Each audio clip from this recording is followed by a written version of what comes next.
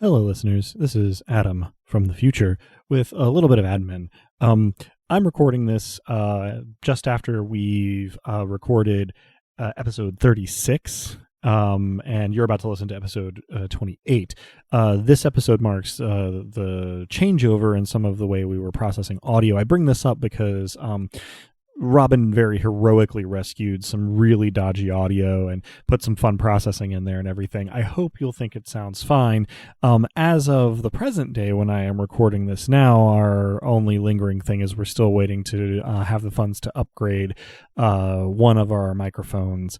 But I just wanted to let you know that there might be some dodginess in the audio. We've done the best we could with it, and that we have been working behind the scenes up to this recording as well as into the present when I'm now recording this admin thing to really smooth it out. So hopefully everything is hunky-dory, and just letting you know that it should continue to get better. Thanks for listening and enjoy the episode. Hello and welcome to Dice Punks, a tabletop role-playing podcast where we focus on playing full campaigns in less well-known systems. This week in episode 28, Romnet and whoever the Nobilis of Fury currently is deal with the aftermath of the battle for Theret.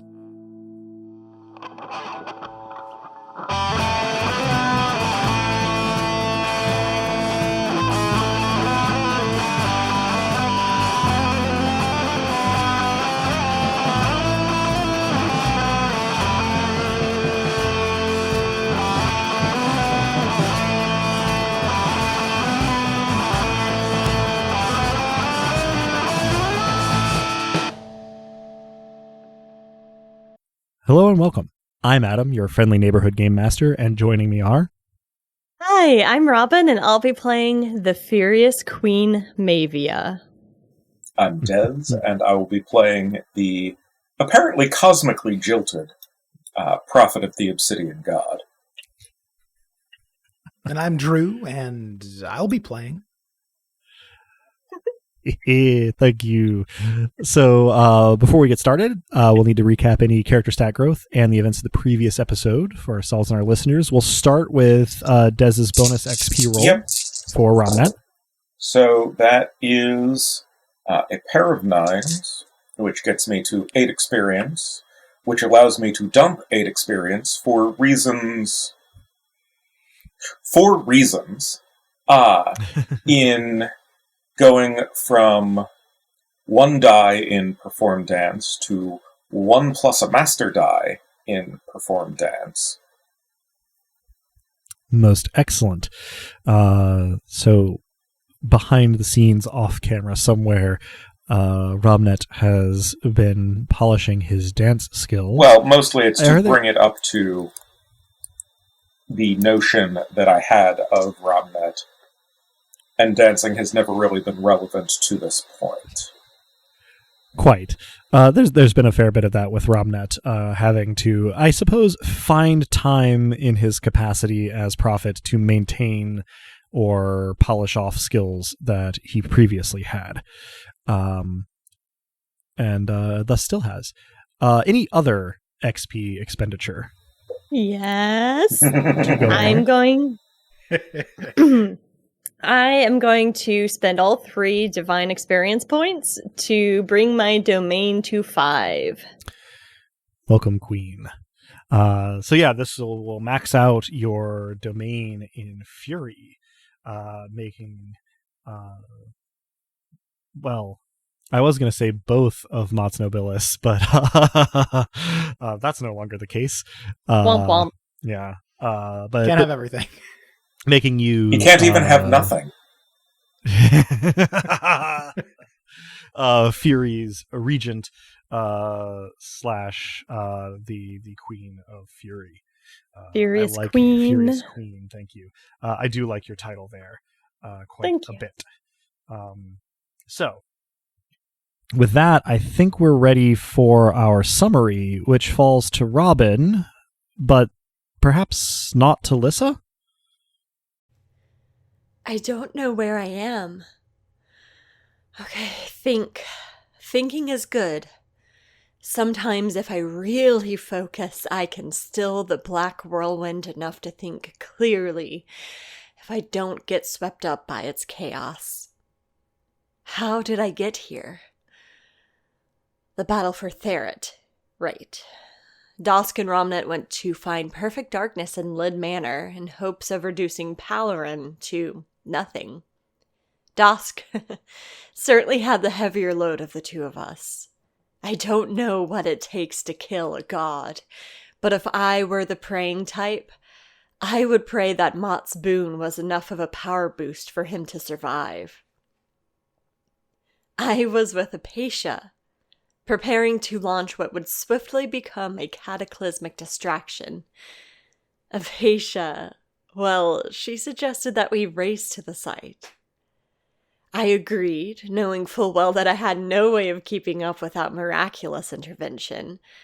But watching her conjured up some welcome brevity, the usual awe, and, well, that's not the point of this. Focus. We went through the north gate together after surveying the army below. There was thunder, and I was worried that old friends, if you could call them that, would arrive. I tried to summon, call upon, request aid from Mavia, but something felt different. There was a flare, a burst of ravenous darkness that engulfed me like fire devours dried, brittle kindling.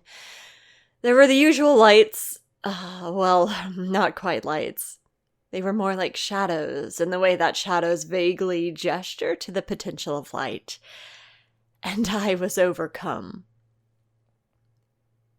There were glittering, tiny shards of too short clarity. I remember tackling something. I remember siren song, a pain in my arm.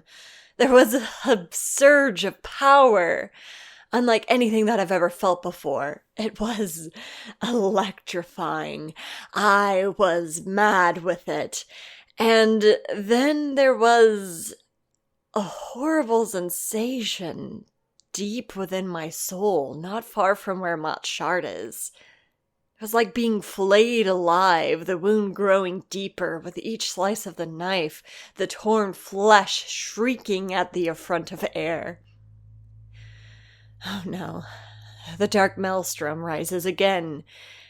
It feels different, more solid. No, I have to keep my clarity. I think something terrible has happened to Dosk, to us.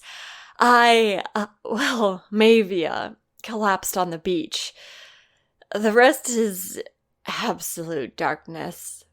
No sight, no sounds, no sensation, no thoughts, no me. Just burning, beautiful fury. Rage like rot gut, searing to the tongue and throat, but so appealing in its immediate release. Thank you. That was excellent. We will pick up right there. And I think that we will pick up on that beach with our Nobilis of Fury stirring. So, I was left beautifully vague by that description here about who is waking up on this beach. I can tell you, though, what they see. You are coming to sort of where the grass of the plain is starting to verge into the sand of the beach. And it is sand, as though it has been weathered for some time, but there is a new body of water here. You have the sea out to, you're facing north, so you're left. And then you have a bay in front of you to the north that was not there before. The river that separated Taraxis from the Shadowed Lands was a ways further on down the plain, half a day's walk, perhaps, from the site of the battle. The bay is a couple 100 yards away, and it's quite a ways across. You wouldn't be able to swim it, you don't think. At least a mortal wouldn't be able to swim it. It's unclear anything else about it, how deep, how strong the tides, how far in it goes. But you can see on the other side, not the Shadowed Lands, but rather a dry and hilly scrubland that you've never seen before. Otherwise, in the vicinity of where you are coming to, there are myriad corpses. Many torn apart doesn't seem like an overstatement here. And in the water, some forms float, others struggle. But there are very few things within your field of view that seem like they're ready to fight.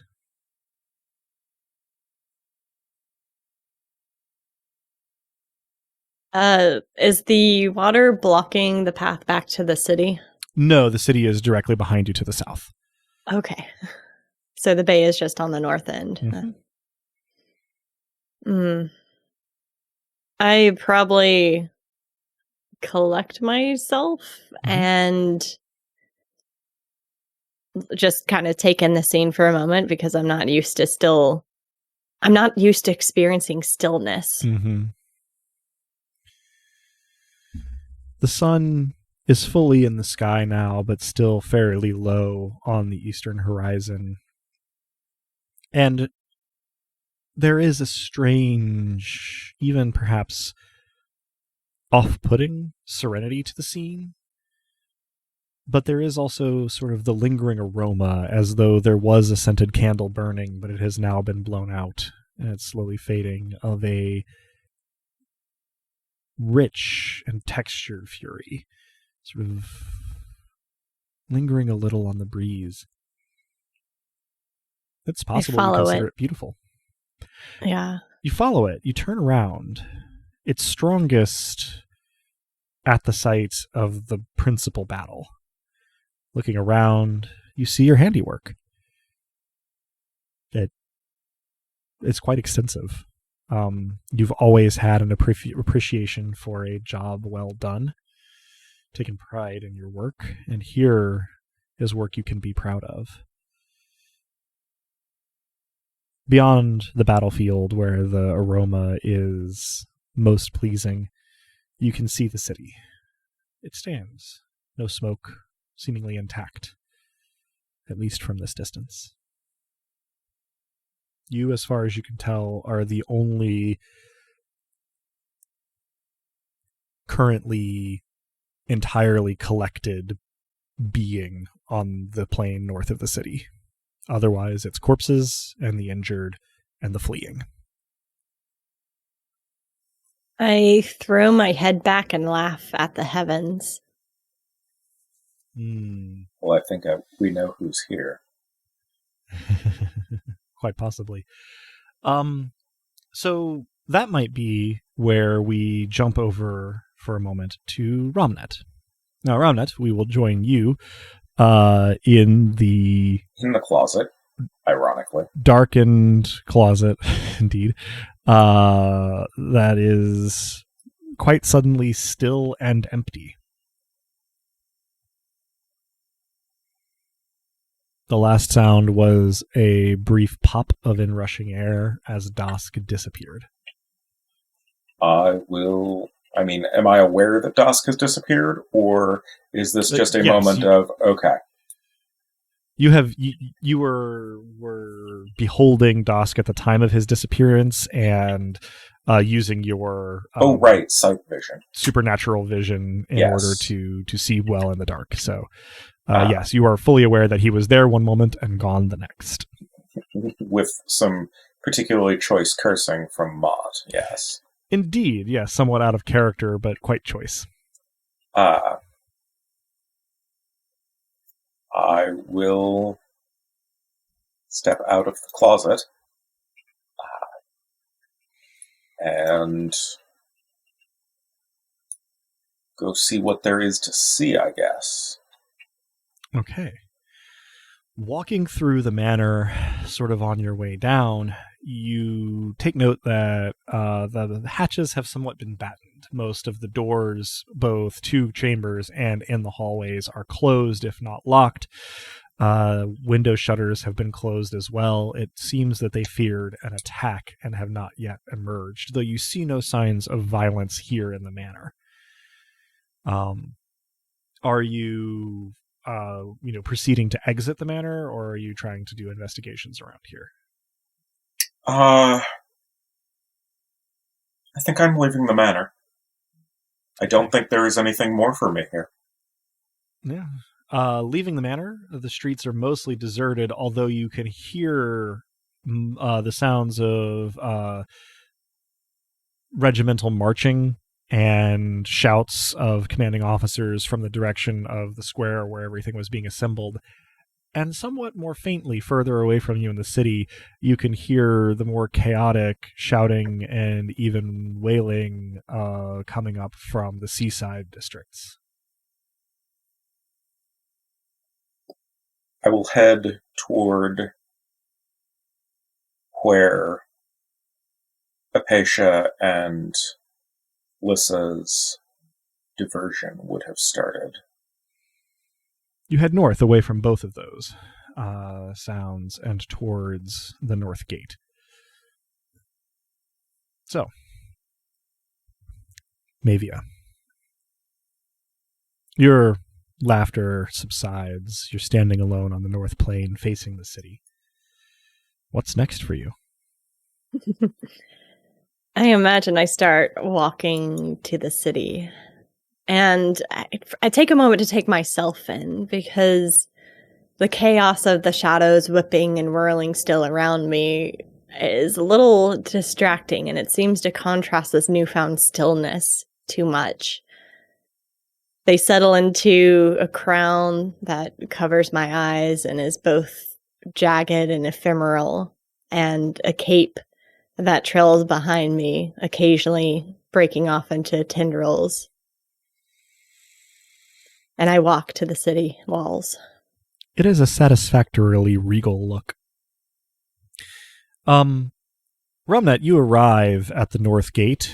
There is a youth in ill-fitting armor managing the gatehouse, who seems very aware of your approach, presumably having not seen another person inside the city since the battle was joined. But he says nothing, instead just looking kind of pale, wide-eyed, and stricken.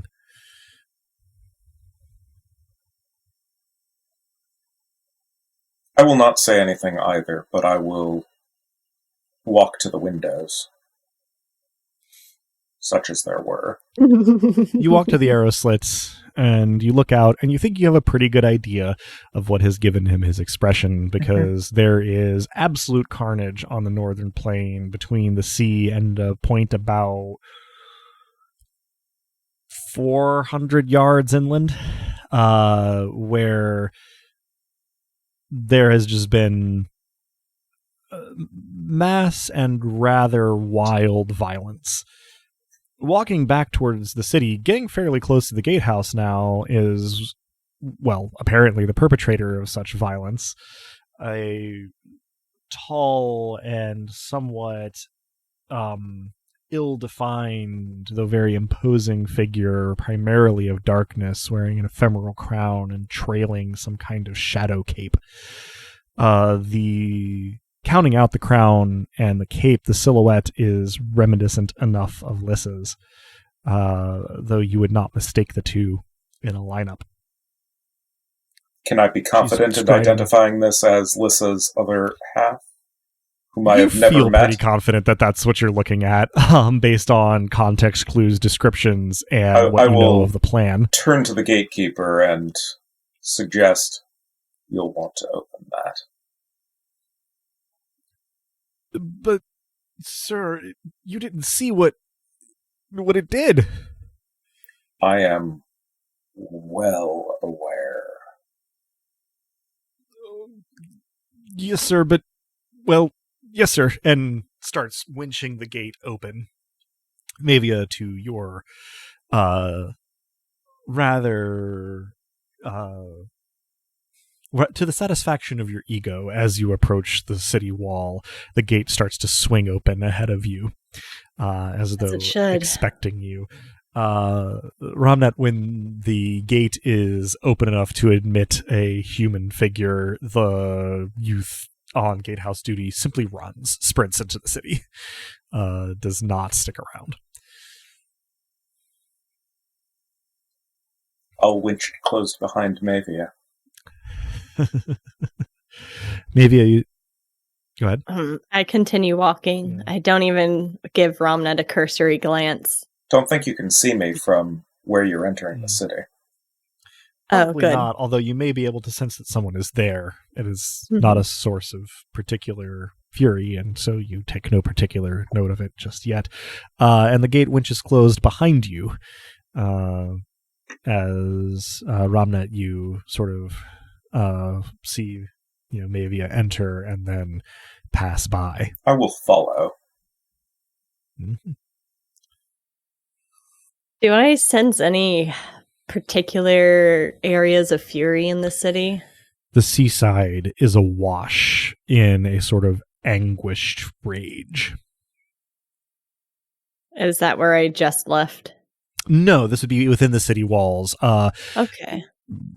For Robin's benefit, Lissa would think of this as the harbor district. Oh, okay.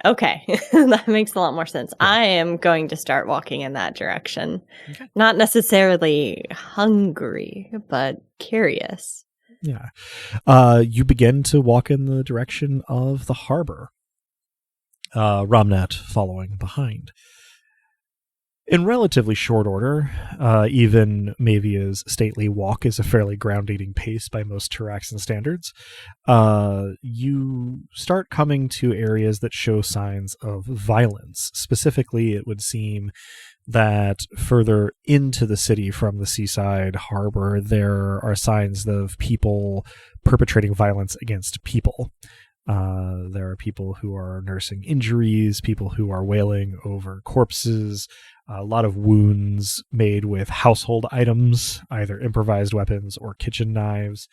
And as you get closer to the shore where the ships are docked, you start to see evidence of more of a pitched battle. The corpses of some of those seaborne behemoths. The ape-like creatures from the deep, corpses of some of the siren rays, the sea snacks, as well as the violence done to sailors and crews of ships and to the ships themselves seem worse for wear. And all around you, there is grief, yes, but only insofar as you're concerned, as it feeds into anger at being left exposed and unprotected, anger that the folks further up the hill were safe during all of this. As I pass by someone grieving over a corpse, I loom over them, lift their head, wipe their tears off their face, and leave inky black streaks of ichor on their cheeks, and turn their grief into fury fully. It is accompanied by fear at your imposing figure, but you effect this change effortlessly, and their jaw sets, and they stand.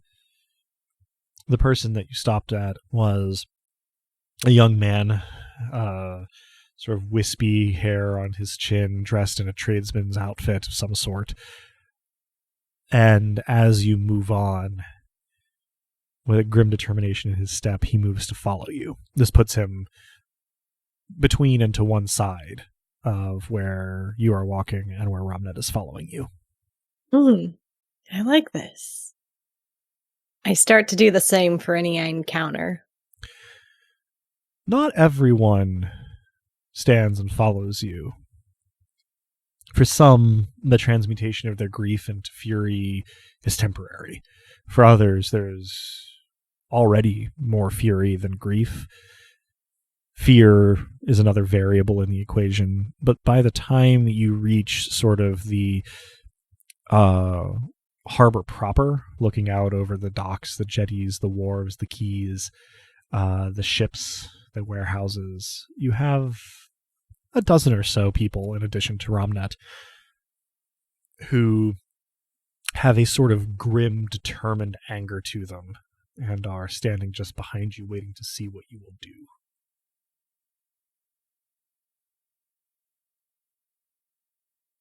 I smile and turn to them, and for the first time to my knowledge since coming to in stillness, I speak, and I say, "What now, children?"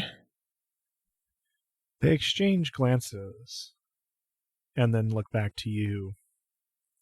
And after a few heartbeats of silence, the first youth that you interacted with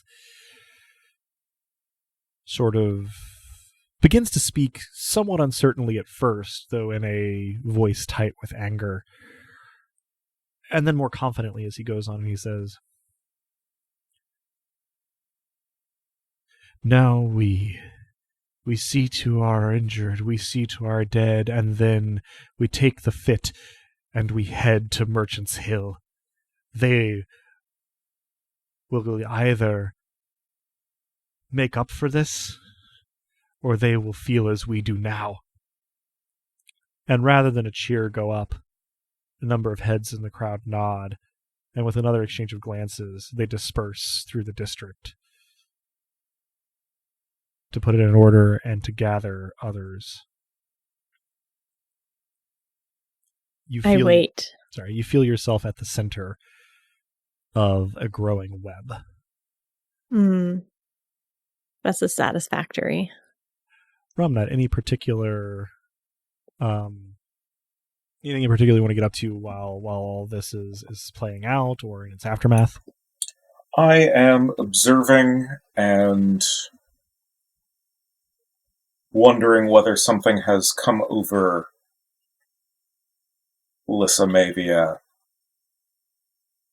to keep this shift going, or whether I am the only one here properly bereft.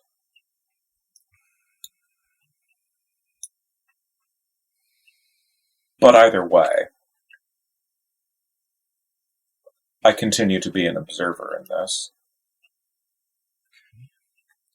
After a time, now, both of you can hear what I'm about to describe, but Romnut is probably paying more attention to it. The concentration of echoing voices and sounds from the assembly square dissipate, and you see people starting to move through the city. You can look down the road a few blocks and see carts full of the injured coming back from the battlefield. You can see those who are whole and hale disarming and heading home. You can see some of the life beginning to return to the parts of the city furthest from the harbor, at the very least. It's all relatively distant from where you're standing, sort of on the harbor wall.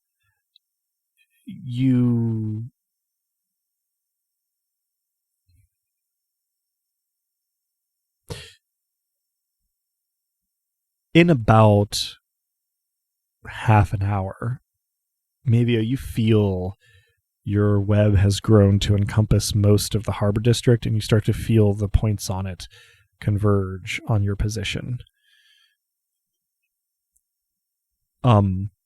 Probably, I know the answer to this, but is there anything, Romnet, that you wish to be doing in that roughly half an hour? I will wait and see if Mavia acknowledges me. I'm just standing there,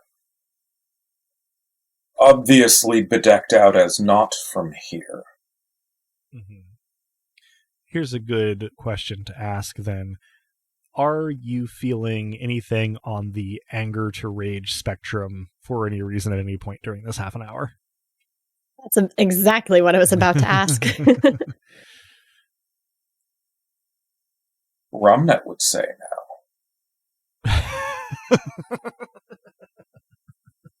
But I take that as a yes. Oh. I will describe it this way then. Great fury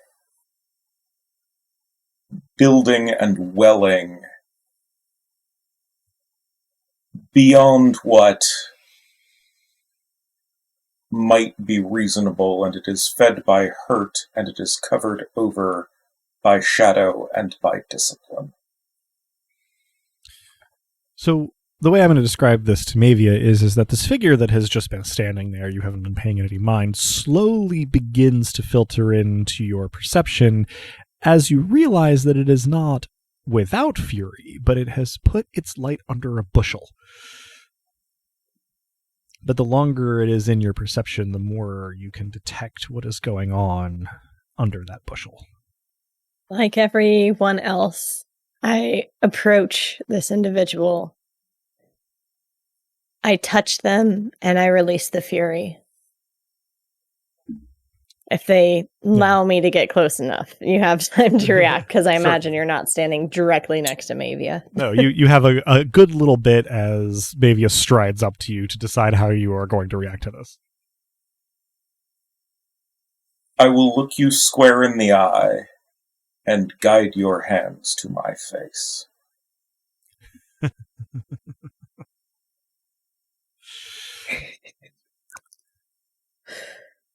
I am going to let Robin describe what happens inside Romnet as a result of this miracle.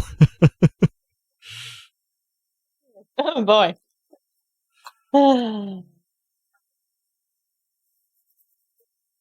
You've been carrying a darkness for some time. You never acknowledge it. You haven't given it a name, and you try to repress it.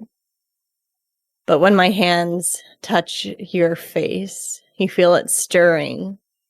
You feel it seize your heart, and you realize that all along, this feeling has been there. And finally, it's freed. It's a cold rage. Some burn hot. Some have a point. But yours is as cool and collected as ice. A death and sub-freezing temperatures. And you feel a chill wash over your skin. How do you react, Romnet? I take a shuddering breath, the sort that you find as you walk out into Chicago in January.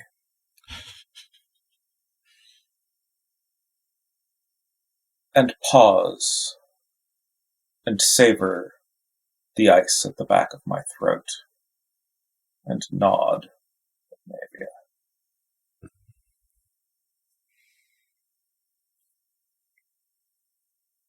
We will take what is ours, my child.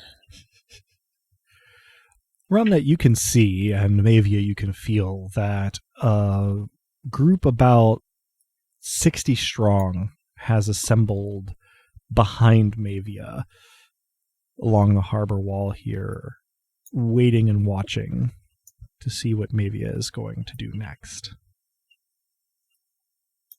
Well, they said we would be going to Merchant's Hill. So I imagine I let my hand fall from Romnet's face slowly. Mm-hmm. And as I walk through this crowd of 60, I touch those within reach of me on the shoulder or on the cheek. Perhaps give them a pat on the back. All almost caresses, but as I pass through, they feel their fury fortified. As you touch them, they turn to face up the hill, and as you make contact with the last of them, as almost a unit, they start to move up the hill, slowly at first, and then speeding up, never quite arriving at a jog. For theirs, like Romnet's, is a cold fury. Would I be correct in assuming that the two of you move with or behind them? I move at their head. And Romnet? A pace back, a pace to the left. Very well. Where, then, Mavia, do you lead them?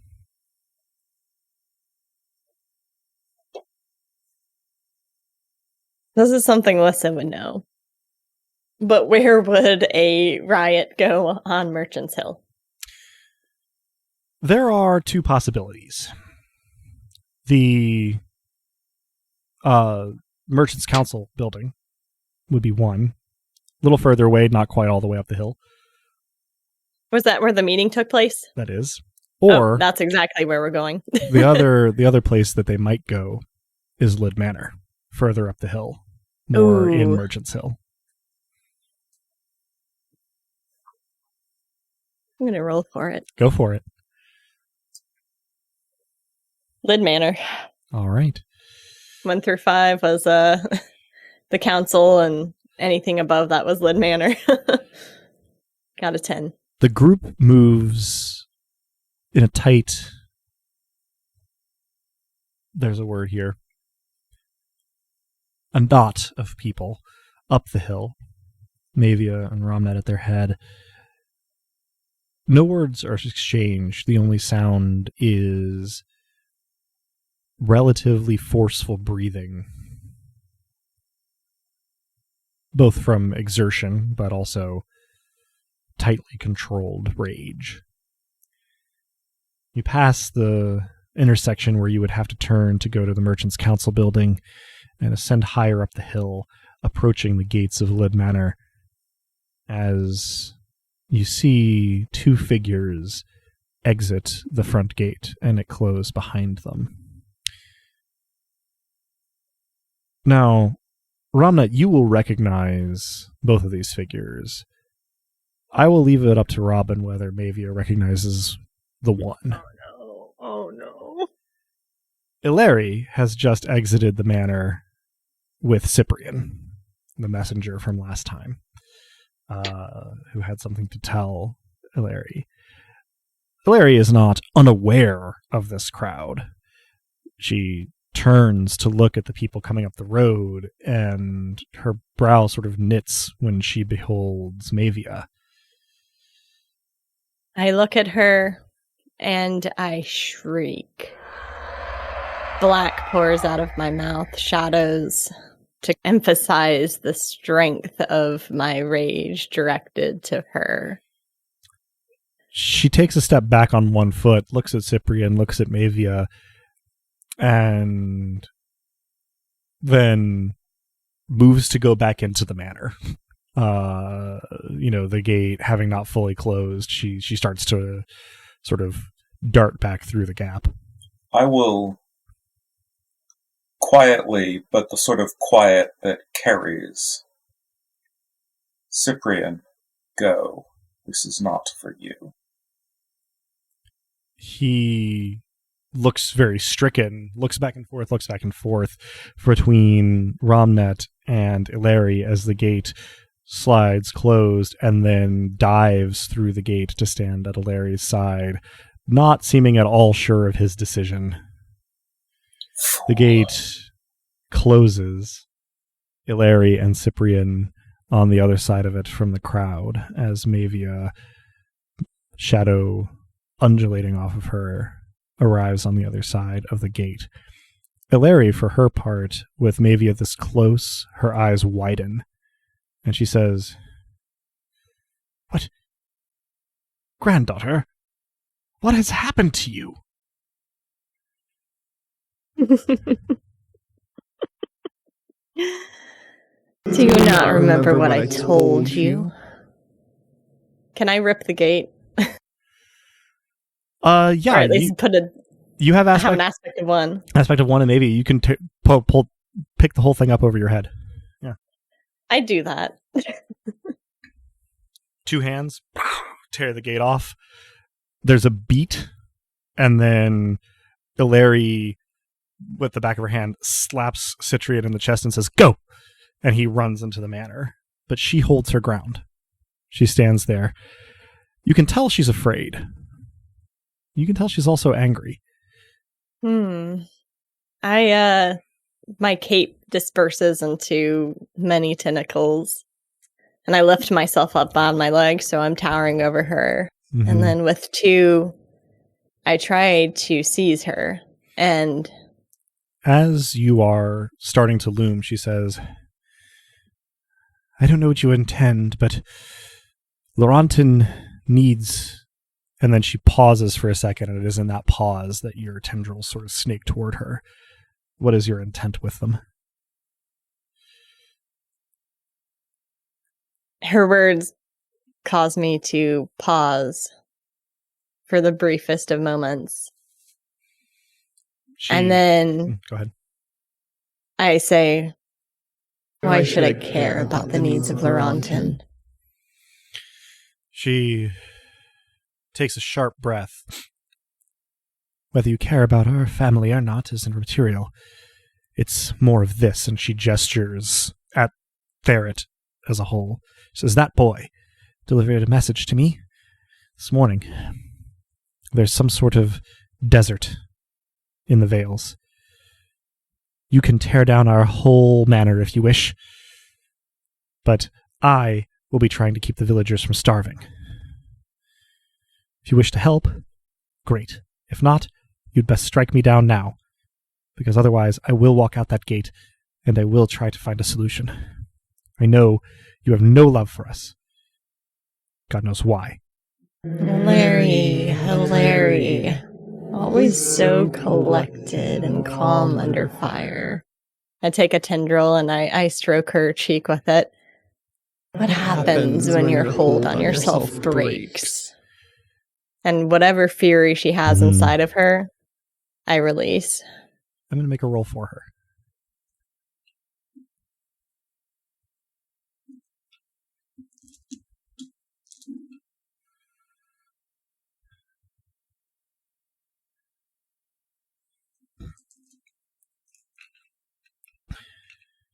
She almost keeps her composure. You can see her jaw tighten. You can actually hear, just with mortal hearing, her teeth grinding as she tries to keep a lid on it. And then finally, her face flushes all at once, and the rage drowns out the fear and the decorum and everything else that was holding it back.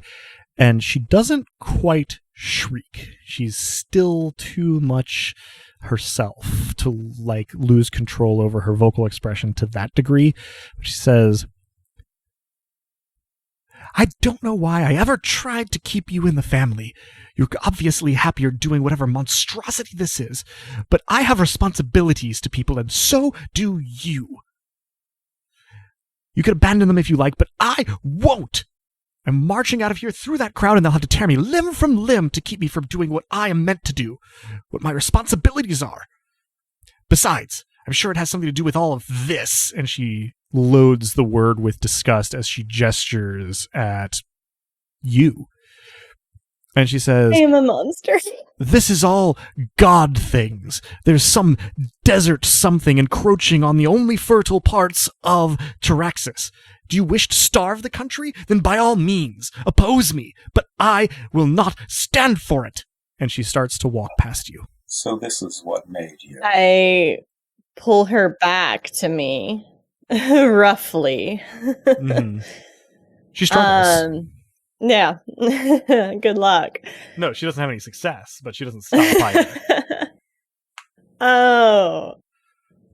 Gosh, I hate myself for this. So, I smile at her, and I say, I always knew you had that in you. So dishonest keeping it out. Your fury is beautiful. It's a pity that it has to go. You hear a crack. And it can't truly harm you, but a crossbow bolt hits the middle of your forehead. And the impact is significant, even though your aspect keeps it from being the serious injury that it would be. Take 2 shock to your head. You glance in the direction that it came from mid-sentence, and Cyprian is standing there with a crank-operated crossbow half his size, pale, eyes wide, jaw set. And as you look at him, he sort of starts and begins to winch another bolt into the mechanism of the crossbow very hurriedly. You will stop that if you want to live. I am having a conversation with my Mima. He blinks and says, well, it didn't appear to be much of a discussion, your ladyship. Kneel. He glances at Ilari, and she sort of briefly rolls her eyes and then nods, and he kneels, and he says, Your, I suppose, Majesty, I gave my word that I would serve and protect the woman you're threatening. Would you have me forsake it? I'll do no harm to her except for that which she has brought on herself. I'd like to do a greater destruction of fury. I know that'll cost me miracle points, but unfortunately, maybe is very impulsive. Indeed, it is. Indeed, she is. That'll cost you 3 miracle points from Domain. And I believe that should be... She essentially will be unable to feel fury ever again. Correct, yes. You can destroy her capacity for anger. And her eyes roll up in the back of her head. She faints. Your support is the only thing keeping her upright. Cyprian, seeming to think that she has died, sort of lets out a strangled cry and starts to pull the crossbow back up and try to get the bolt situated. I toss a Larry to him. He drops the crossbow and tries to catch her, but given that he's 20 feet away, when you toss her, he goes, and they both crumple to the stairs. What has the crowd been doing during all of this? Smiling. I smile back at them and begin the march anew. You lead them into Lud Manor. As they approach, they seem to take some invisible cue and simply start destroying it. Not on a structural scale, but they vent their fury on the topiary and the gardens, on the glazed windows, on the fixtures. They don't steal anything, justified as it might be. But when they come across a golden candelabra, they simply batter it against the wall until it is an unusable and unrecognizable shape. When they come across a crystal decanter, they fling it across the room. At first, there are servants about who seem to be trying to get in the way, at least. But very quickly, the servants move to evacuating the manor as the crowd moves through it. Where battering it. Is Croesus? Croesus is a couple floors up in his chambers, seemingly locked down. You actually know this from coming down the stairs earlier. You had a chance to observe that Croesus's quarters were, sort of battened down, but the crowd is not there yet. Without using words, I will nevertheless direct them that way. A number of them move up the stairs and towards Croesus's quarters. You watch as servants try to sort of barricade the door, and this works for a little while, though the crowd eventually does get in. And you don't enter the room, but you hear that they are continuing their swath of destruction, and then Croesus is carried out on a litter by the crowd towards the entrance to the manor. He is attempting to yell at them, although he seems not to have quite an abundance of strength of voice. And they are ignoring him as they bear him towards the entrance of the manor. I follow along. Certainly. Mavia, are you doing anything in particular during all of this? I'm joining the crowd and laying waste to things, perhaps with greater efficacy given my strength. What you are able to do that they are not able to do is tear things like paneling and molding out of the walls and strip gilding from the sort of lintel work, things like that. Let's call it desecration of the space is fairly total everywhere that you go.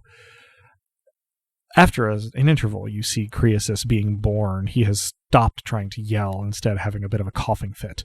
But he's being borne on his litter towards the entrance to the manor. And one of the folks following the litter, the young man that you first touched down in the harbor district, looks at you with an almost feral smile and says, "We're taking him to the council building. That's where the rest of the bigwigs will be, I think." Good. As they approach the door, both Mavia and Romnet hear Mott's voice faintly, perhaps, not as strongly as you heard it when Dask's miracle went off. Mott says, "Betrayal, return," and then fades away as the litter approaches the gate to Lib Manor. Leorian, you had your marching orders, and you marched. It was pretty easy. You're used to being on the road, and you've been to Therit before. You've never really tried to permeate siege lines, but as it turns out, wasn't necessary. You walked unobstructed through what appeared to be the aftermath of a battle, in through the gates with a crowd of people coming and going to return from the battle, to help the wounded, to haul off the bodies. You're not sure. Looked like a mighty battle. There were creatures there that were undreamt of before, but you also somewhat expected that. Following your directives, you headed into the city. You knew where Merchant's Hill was. You'd never been to this particular manor, but you knew it by reputation. Walking up the hill, you found that there was some kind of commotion going on nearby. And as you approach the gate is on the ground rather than on the gatehouse. And uncomfortable with this, I bow to the gate as I step over it. No. And as you step over it, you look up, and coming out of the front door is an elderly man in fine clothes being borne on a litter by stony-faced people. Following that litter is... this must be a nobilis like you. First one you've seen, but you can tell. She seems fairly intimidating. Very large frame, shadowy crown and cape. Fellow in almost all black finery behind her with hair that is a haze of dark smoke and eyes that are just voids with dark smoke coming out of them. You suppose this must be what you signed up for. And initial first reaction is yours. Should I describe what they'd see if they noticed me? I would appreciate that. So what you'd see if you noticed the strange man bowing to the gate is me. The man a bit tall, a bit slight, hair dark brown, almost black, skin golden, wearing a knee-length red coat that brings out the amber of my eyes, which you can probably see even from a distance. If you'd ever been to Nima, you'd recognize this as the kind of coat the old men wear there when they drink on sea cliffs, but I'm not an old man, even if I'm not exactly a young one either. I look actually like I'm only a few years from being properly craggy. I'm not there yet, but my face is already lined, deep laugh lines in particular. You can tell from these that I smile easily, and in fact I'm smiling now, although the smile gets tighter as I see everything before me. So what do I do? What do you do? That is the question. Please, do something. I think I hail the group. I say, perhaps incongruously, and we'll see what the reaction is. I say, so what are we up to? The litter bearers stop and look confused. Is this, what do our other two do?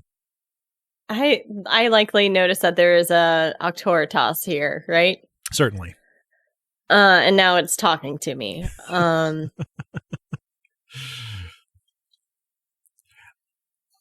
will also note it's a fairly strong Octoritas. Okay. My head probably snaps over to where this individual is standing.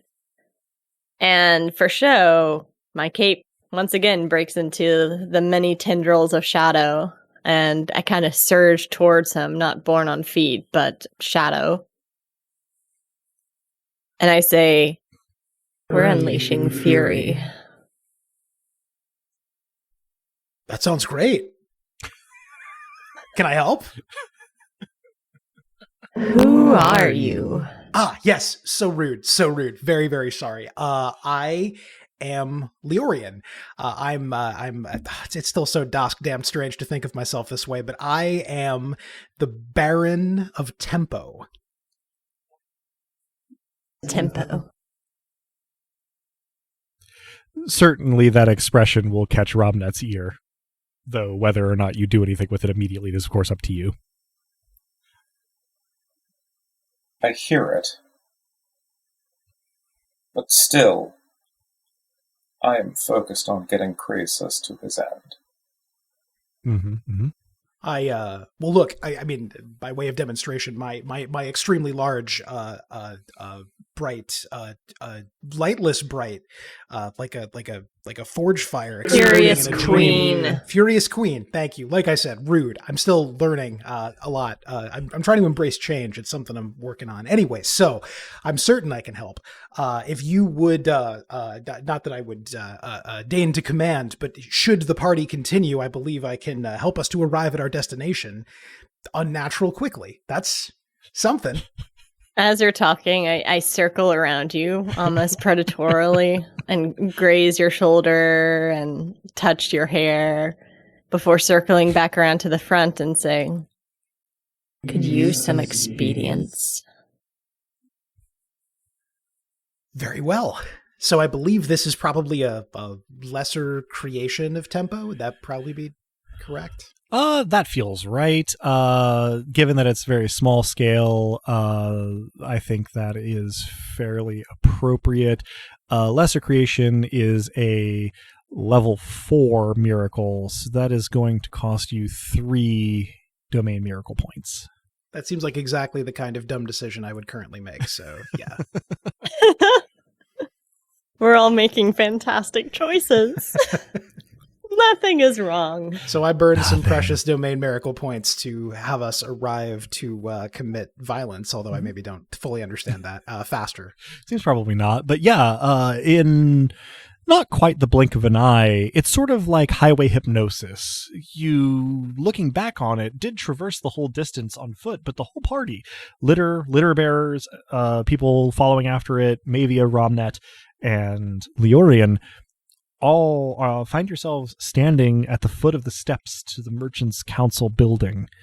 this is a square that still has a fair few people in it, and they seem kind of surprised to see you there, but also surprised that they are surprised. Most of the people here are doing triage. There are wounded with bites and claw marks and stings and all sorts of unsavory injuries all over the square, being basically separated into, we can save them and let's work on them, and we're not sure there's anything we can do. Let's just keep an eye on them and see if they recover on their own. I go up to the wounded one by one, and as I did in the harbor district, I touch them and I free them. Interesting. Some give immediate response, the most common being groaning or baring teeth. Others, you're not so sure. A few expire the moment you touch them. The surge of feeling being a little too much for their fragile state.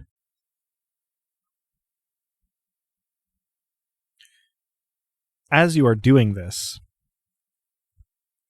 a familiar voice rings out from the top of the steps. Melis's Tyr, seeing Croesus in his litter, says, "What's all this then?" And Croesus says, "Boy, they've pulled me out of the manor. They're destroying it. I don't know what's happened. This creature seems to be leading them," gesturing with his chin at Mavia, and then he breaks into a fit of coughing. Melissus turns and looks at Mavia, and a look of consternation passes his face, and then it melts away into sort of an astonished fear, and he says, "My God. Where's Dosk?" Gone. Extremely. My ears perk up at that. Gone. No. And he closes his eyes and takes a deep, shaky breath. I shriek wordlessly at the word gone. Everybody in the square who is currently capable of this kind of reaction sort of cringes at your shriek, except those you have touched. Probably, I guess, Leorian, you might also be a little insulated from it because of your Octoritas. Please tell me that those I touch scream too. Some do, some don't. Yay. And Melissus looks very concerned. I just nod in satisfaction at the screen. Like, this is proper. This is correct. Melissus, recovering from his reaction and looking around, his eyes land on Ramnet, and he says, "You must have been there. What do you mean gone? What has happened?" He is no longer. You see Melis's face crumple like a Jenga tower falling. And he closes his eyes and bows his head and visibly tries to hold back his reaction. I shriek again and destroy the nearest thing near me. Thing nearest you. Does that include people? I want to say no, but this is very blindly lashing out. So, yeah.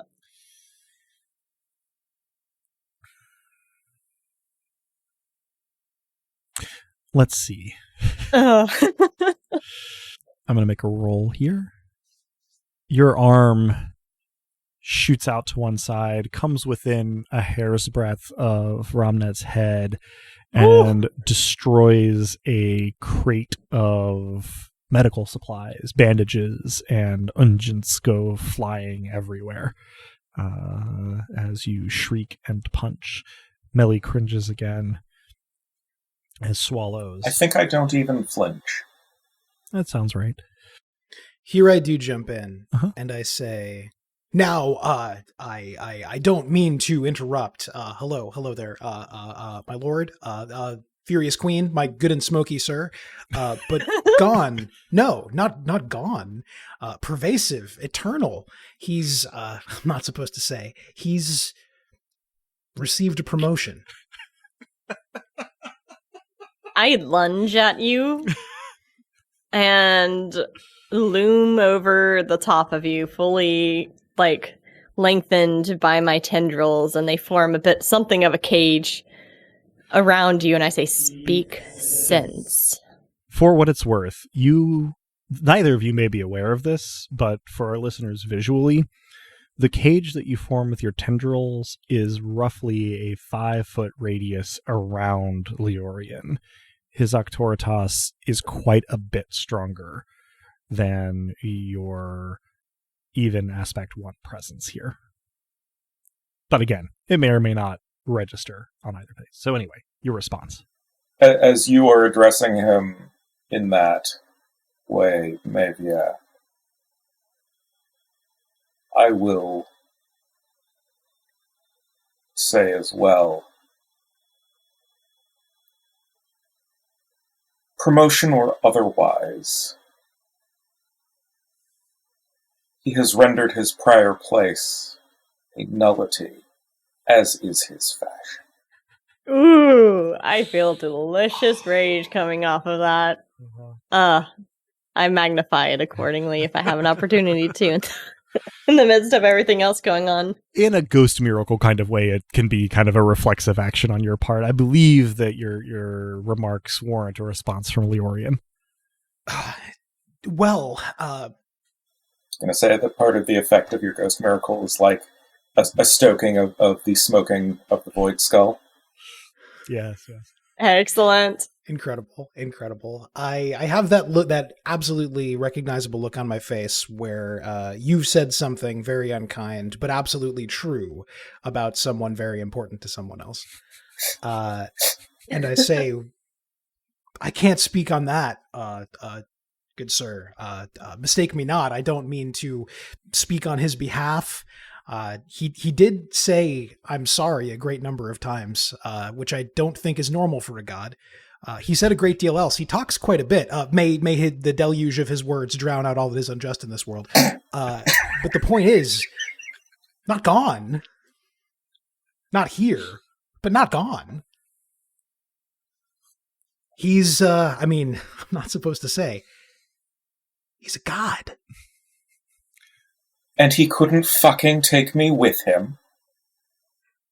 Maybe I should, if you'll permit me, take a step I interrupt you with another scream and say, he left me. Well, Furious Queen, yes, but he sent me. Here's what happened.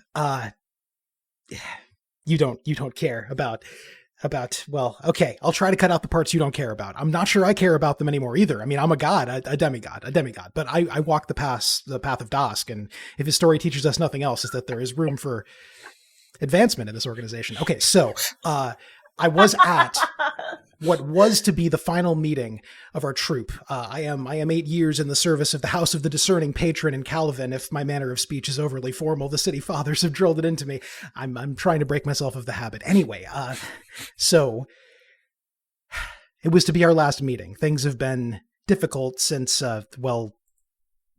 you might notice that I'm touching a broken drum at my side. You might also notice I have other instruments strapped about my person, a lute, some kind of horn as well. And well,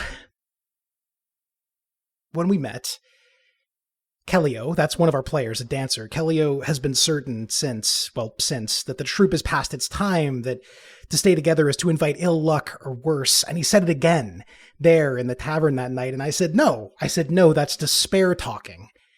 And he said, perhaps my despair may speak with a clearer voice than your hope. And it was too perfect. You see, he was too perfectly wrong, because the very night before, in that very tavern by the docks, I'd heard a sailor singing, growling, actually, this wondrous song that he had called the Metallis Mori. And it was a whole your point. Okay. So the song, it was a whole new kind of music out of nothing. And it had this line, Master of Rage, Furious Traversal, more powerful than despair. More powerful than despair. So I sang it to the troop. To Kellio in particular, over their objections, his in particular, and I played my lute feverishly, and I stomped out a rhythm with my feet, both feet, that felt right. And the troop was unmoved until I felt an attention turn to me. the attention of something more than human. I did not stop playing, but I did perhaps stop playing to my fellow troopers and began instead to play to the presence, though it would probably be more right to call it an absence. Either way, its attention was exhilarating, and it was complete. And then all at once the sound of my lute became solid.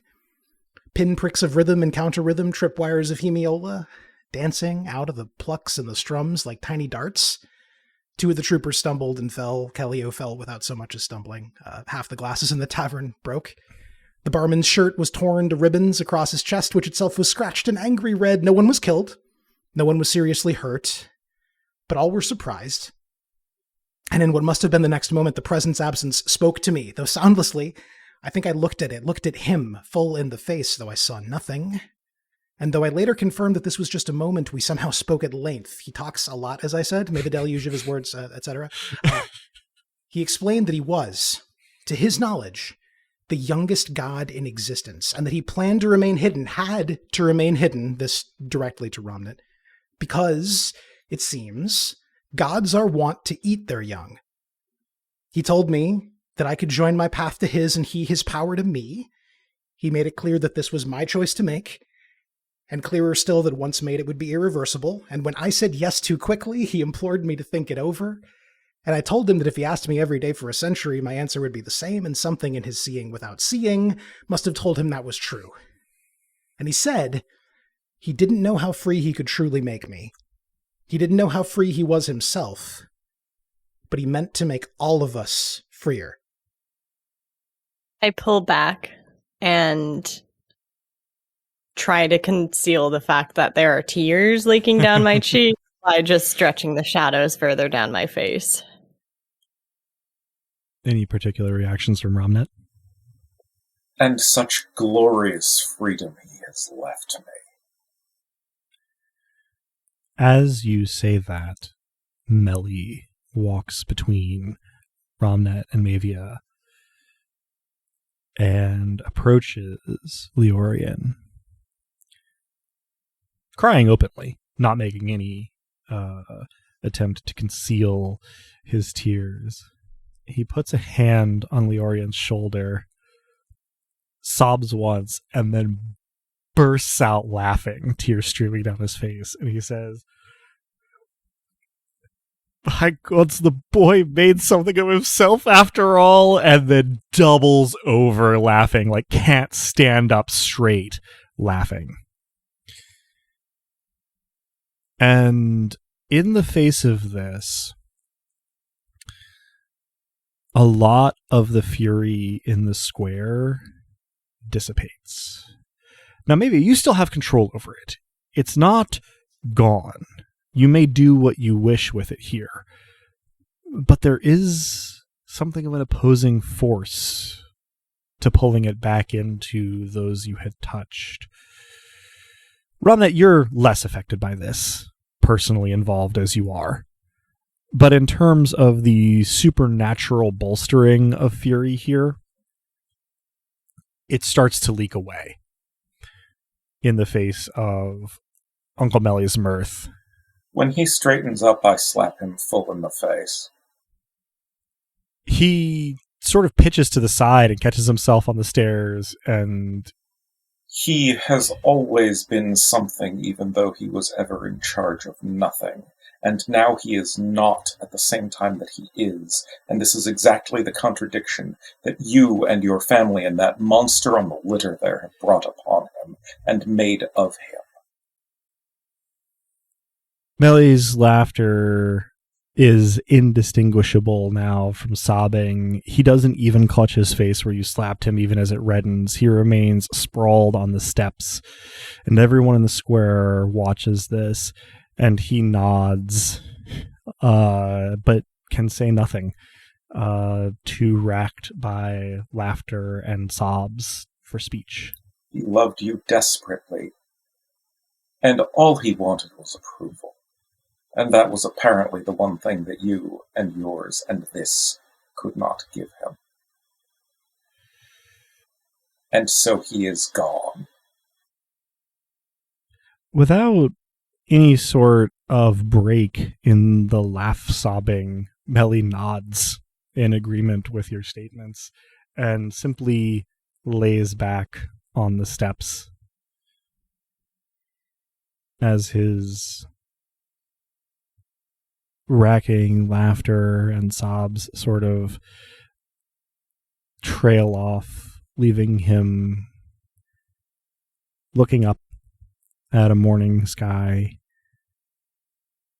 with tears on his cheeks.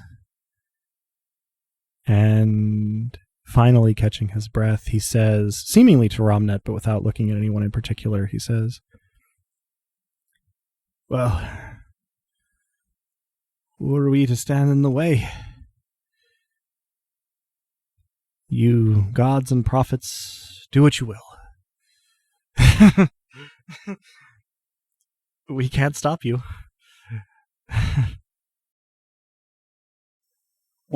Remind me what Croesus's epithet is?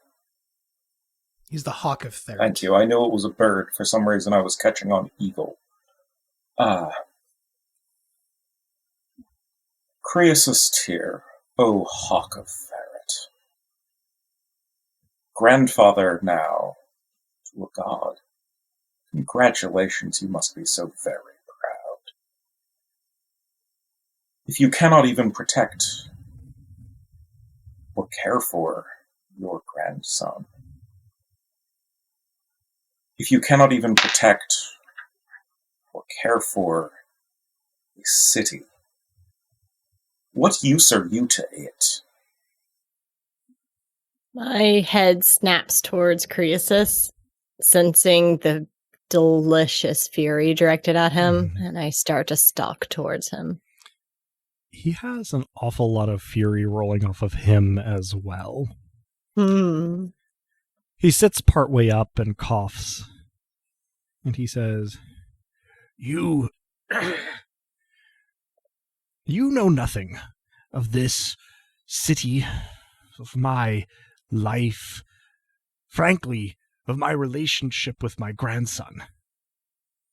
But do what you will. You have more fight in you than that, old man. And I touch him. Concern shoots through me. Would it be within the realm of a ghost miracle to shorten his coughing fits slightly when whatever's about to happen? Sure. Yes. Okay. Cops do have a tempo. Yeah. Right? Yeah. I'm sure I could do it. I just didn't know if I'd have to spend more points. No, you can do that with a ghost miracle. That's fine. Maybe you touch him and his fury sort of boils over and he grits his teeth and sort of doubles over and he shouts, not at you, not at Romnet, not even to the absent Dosk. He shouts at Melly. And he says, I'm old, gods damn it, not senile.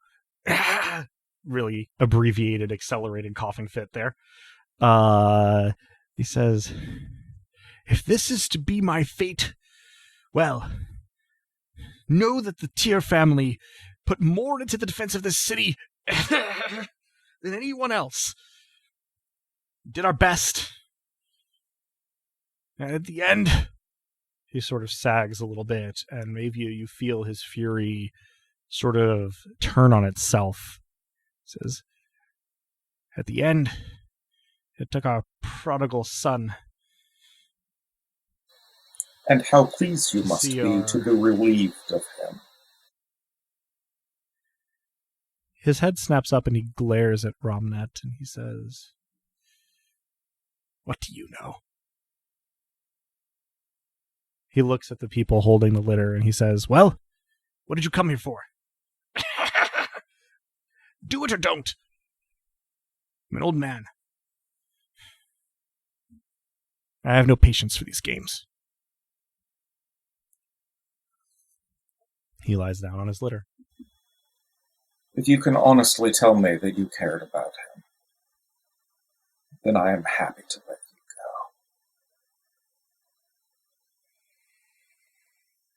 but know that I can see the truth in what you say. He doesn't sit up. He stares at the ceiling. The sky. He takes a deep breath. And he says, I cared, but not in the way he wanted me to. Not in the way Melly wanted me to. I suppose it doesn't matter now to anyone but you and I. And he closes his eyes. Croesus Tyr, you bear an epithet for your city. Care for this city in the way that it wants you to. Fail at that and we will speak again. I scream. You scream, and when you scream, you feel, as your mouth opens, a connection between you and Mott, and darkness flows from your mouth with the sound of your scream. And as it recedes, after a few moments, you and Ramnet, and, if he wishes it so, Leorian, are gone from the square and back in Fermata.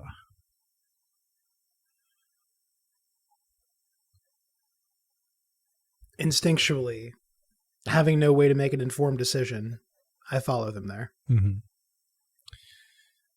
When Mavia's scream dies away, you all find yourselves in the gatehouse square of Fermata. There is a statue there, as there often is. It is a statue of Mavia, looking, frankly, a lot more glorious, perhaps, than Mavia looks in practice, smashing a couple of monsters' heads together with her tendrils, grinning in a way that is less intimidating and more late 50s movie poster.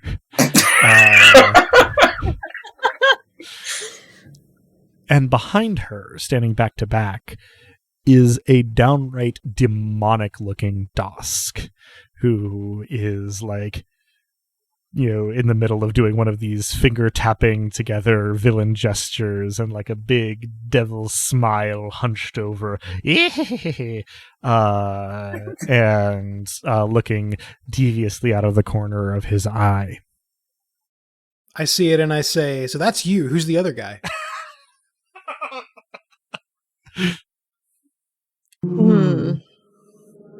Put two and two together. Oh. I don't think that's accurate.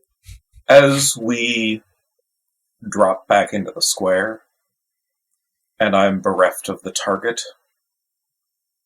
of my fury, I will collapse against Mavia and hug her, and just start sobbing. I am not your tissue, mortal. We just met, but if you need a hug. Lethal force glare directed at you. I said if. Still don't let go of Mavia. Sure, of course not. She doesn't do anything to stop you. She gives you a very sort of condescending side glance. A few more details here on the details of the square. Those silver metallic flowers are decking the whole thing as usual, but it is oddly vacant. You can see the bigger than ever campsite of the Lightword, though no people are in evidence there. And arrayed across all of the exits into the city from the square are acolytes standing very calmly, sort of hands in their sleeves in front of them, staring sort of blankly ahead. But if you wanted to pass out of the square, you would have to body an acolyte out of the way. If anyone chances to look up, you will also see that the sky, as it were, has changed slightly. Rather than a perfect sphere of perfect darkness, there are now hints of shapes in that silver limning light that outlines objects in Fermata. It's hard to tell what it might be outlining, but there appears to be something in the darkness up there now, if quite distant. So they're blocking us in. They may or may not give way when you approach, but currently, yes, they are arrayed in a way that you would have to pass by them to enter the rest of the city.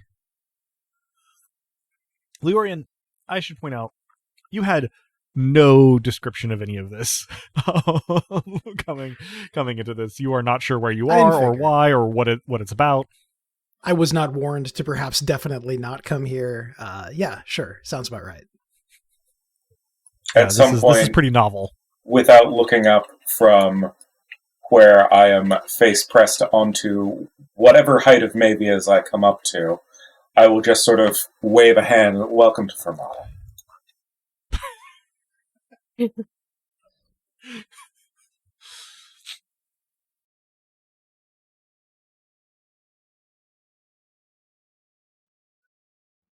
Is there any energy in the city that would draw me to it naturally? Because I've never been here before. Interesting question. The manifestation is the only source of fury in the city currently. I thought that would be your answer, so I start walking in that direction. Probably lugging Romnet with me. And walking as stately as one can when they have a sobbing human attached to them. I'd be lying if I said I was even remotely sorry. Yeah. We wouldn't ask you to lie. Not here. Yeah, of course not. I follow a few paces back. Is there... Can I see something in this direction? Like, do I know that we're approaching something categorically different as we approach the manifestation, or can I not tell? I mean, eventually. But first thing happens, you have no idea where you're going. You follow along a couple steps behind, and as Mavia approaches the acolytes, they all, in unison, in a line, bow and then stand, and the one most directly in front of you, Mavia, says, "Our Lord awaits you," and then moves out of the line with a gesture in the direction of the manifestation. I don't acknowledge them. Certainly. You all move through the gap. Leorin, you can't help but feel that the weird greenish folks in robes are scrutinizing you. You don't necessarily get a hostile feeling, but it's also not extremely comfortable. But you tag along, and I make an attempt to meet all of their eyes, one by one, by one, by one, by one, by one. It's pretty easy. They're all looking directly at you. And in fact, as you pass through, they all turn seemingly in unison to keep you specifically in their line of sight as you pass from where they're standing. As you move a block or so from the square, people are in evidence in the city. Not all of them paying a ton of attention to your passage. Leorian, you will notice in particular that most of them aren't perfectly human. There are a lot of people with anything from the relatively subtle pointed ears to the relatively unsubtle gills, amphibian frills, wings, claws, fully black eyes where the lids have grown together over them. Tons of different variations here in terms of sort of nocturnal or troglodyte features that have manifested in the citizens here. While there are a range of skin tones, hair colors, eye colors, all that stuff, everybody seems just a little bit more pallid than it seems like they should be. Even where they have very dark skin, it seems in almost a way beyond the visual to be sun-starved. Though no one seems particularly unhappy. And about 4 minutes into the walk, which I assume is proceeding in relative silence, correct me if I'm wrong, you hear rapid footfalls coming from a side street and whip around. And this could apparently, I think, apply to anybody hearing this. Whip around in time for a small figure to careen into Mavia. Small figure has a light following behind her. What's the meaning of this? Kea, with her arms wrapped around Mavia's waist, nuzzles her head into, where it reaches up to, which is roughly your bust, seemingly unconcerned about all of the shadow tendrils and stuff. And in response to what is the meaning of this, Kea says, "I am just so glad you're back safe, milady," and gives you a firmer squeeze even. I just keep walking. Like, apparently, the thing to do with people from this place is to cling to me. I'm just beginning to get this, comic image of, an incredibly frustrated-looking Mavia with just, 4 different people attached to her in varying emotional states. A wrathful Katamari. Making its way through town. As you begin to move, Kea releases her tight hold on you, but grasps your near hand in hers and walks alongside you and says, "We weren't exactly sure what was going on, but there was a sense throughout the city that you were in danger, and something happened. I don't exactly know what, but the obsidian god seems to have, been angered by something, and we were all worried that you and his lordship wouldn't come back." And then she sort of looks around and goes, "Oh no, where is his lordship?" On. "Oh no, I'm so sorry." And she squeezes your hand, seemingly in sympathy. "I'm glad you're back safe, though. I'm sure it wasn't easy." The army was easy. "Oh, well." Dusk. Less so. Oh no. And she sort of squeezes your arm in sort of an embrace and says, "I know there isn't very much a bartender like me can do, but, I'm here for you all the same, if you have need of me." Does she have any fury in her? Not presently, no. I don't respond and just keep walking. I don't remove my arm either. She remains holding your hand as you walk into the square before the manifestation. At this point, Leorian, you're pretty sure you know your destination as you sort of come to the end of the straightening of the road toward the square. You can see this obsidian cyclopean cathedral in front of you, and you think something to the effect of, "Oh, that's where we're going." When you enter the square, Kea squeezes your hand, Mavia, one more time and stops and says, "Well, I know there's business afoot, milady. I'll be at the nightcap if you have need of me. I know it's busy times." But she sort of darts close and kisses you on the cheek, jumping a little bit to reach, and says, "You know where to find me." And then bobs a little playful curtsy and heads away from the square. I incline my head at her Which is probably the most expression, aside from shrieking and rage, that I've offered so far. Certainly. It's kind of like a puppy inclining their head to try to make sense of something that is vaguely familiar and kind of riles up instincts in a way they're not quite sure what to do with. And eventually I shake it off and turn back to the manifestation. When you turn back, 2 acolytes have opened the doors to the manifestation and bowed and have stayed there waiting for your entry. I strut through the doors. Do I as yet have alarm bells in my head? Or I suppose I can't think of an in-character reason I wouldn't go in. I was going to say, I suppose that's up to you. How is your sense of self-preservation? We've already learned not excellent. When I realize where we're going, I take a good hard look at it in the way I've learned to look to see if other people are bright. What do I see? Well, you see the brightness of Mavia. And you see a shimmer in the air around Romnet. And the whole of the manifestation itself, rather than any sort of shine, seems matte black to you.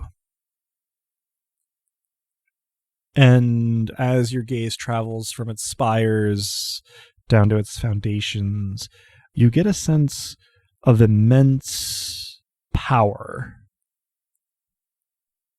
But also, here's where my analogical thinking comes in. There is a sense of looking at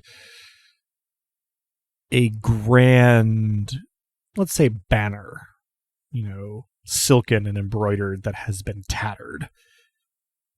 There is something extremely imposing and powerful about the presence, but it is less in some way than you sense it used to be.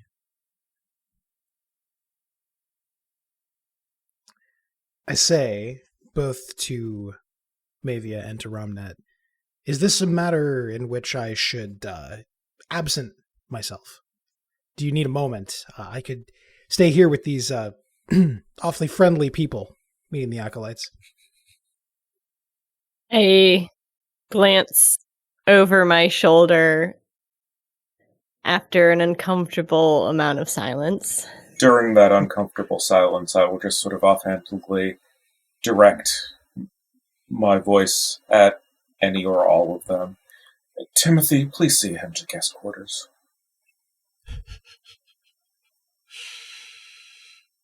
Oh, Timothy. I point at many of them to see who will respond.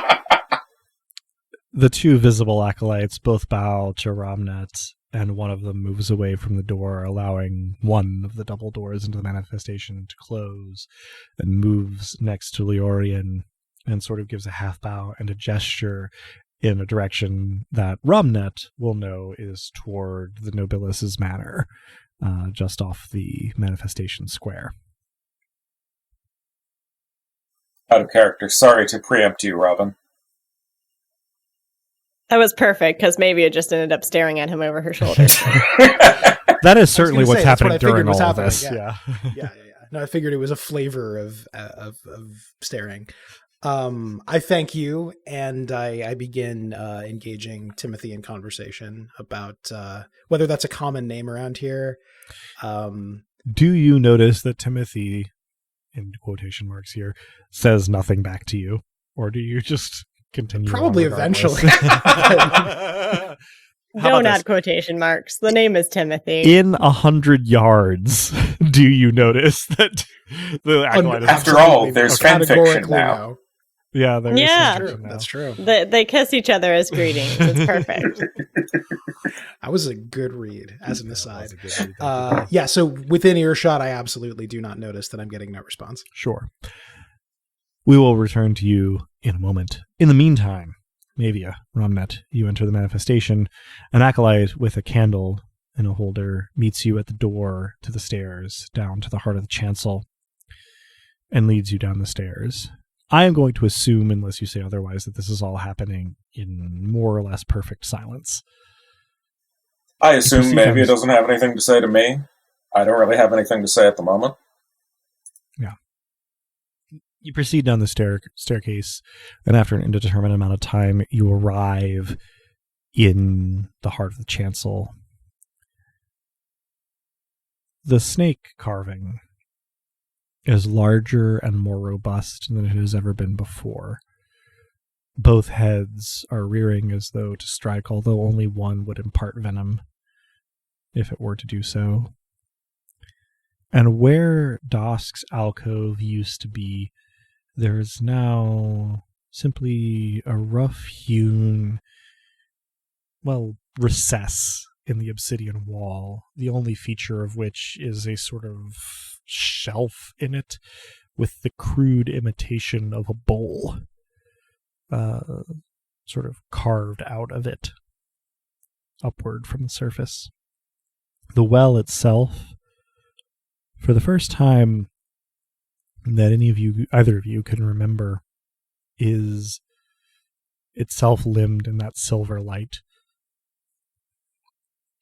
rather than just being an absence in the darkness there. And you could feel the pull toward it. Specifically, Mavia, you are drawn to step up to the well.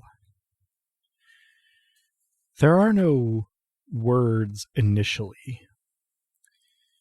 You step up to where the well comes out of the center of the cavern. Smooth obsidian in imitation of a real-world well.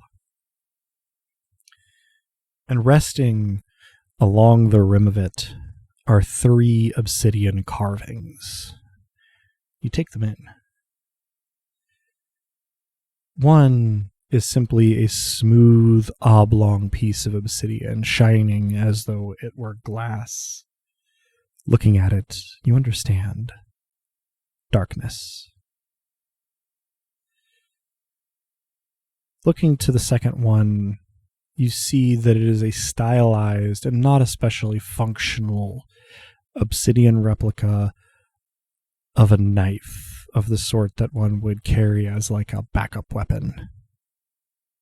And you understand it to be murder.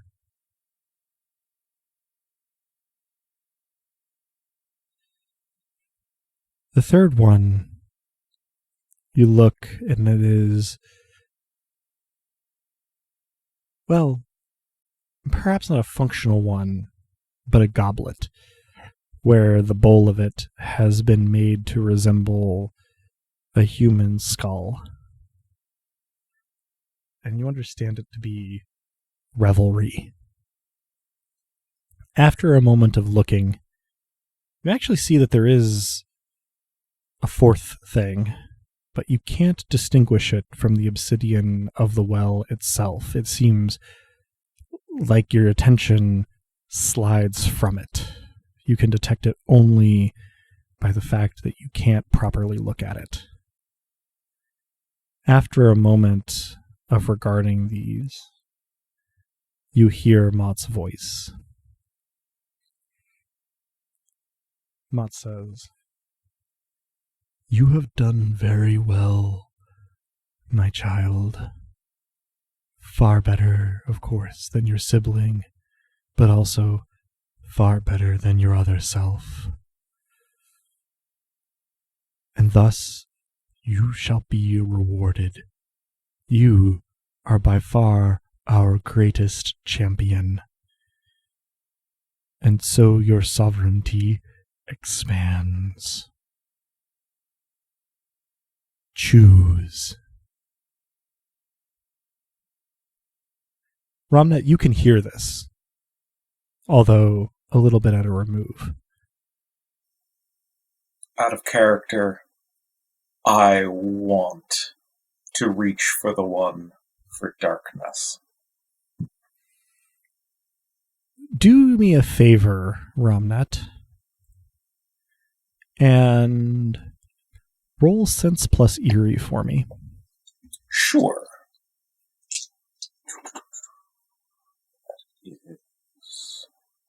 It'll be 7 dice. Bunch of dice, yes.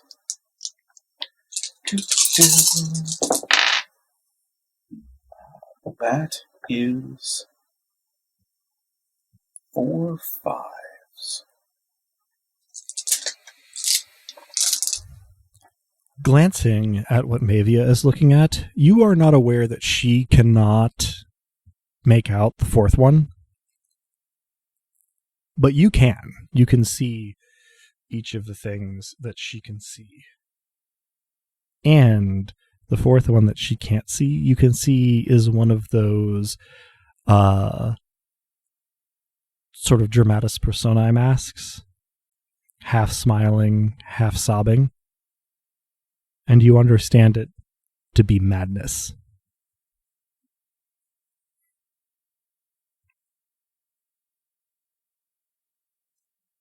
Mavia, Mott awaits your decision.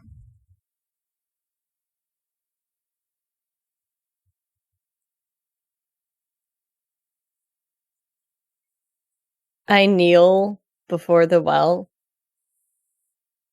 smiling, and it's not a kneel of supplication by any stretch of the imagination. It's a kneel of acknowledgement that I have been seen and so will give respect. Mm-hmm. And I reach for the smooth obsidian glass-like shape that I know to be darkness. As soon as your hand touches it, it is gone. But it's not gone, not really. It is appended to the shard of Mott's soul that is within yours. And you may add the secondary domain of darkness to your character sheet alongside Fury. Now, for the moment, this will have an ability score of 0, but secondary domains can be increased more cheaply than primary domains up to the rank of the primary domain. Since your primary domain of Fury is already at 5, it will be 1 divine experience point per increase to darkness. You now have a secondary domain.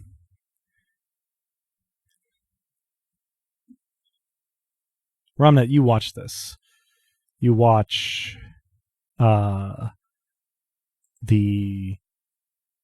smooth oblong that you know to have been darkness disappear at Mavia's touch. Although you also see that it isn't gone, it is simply in her now.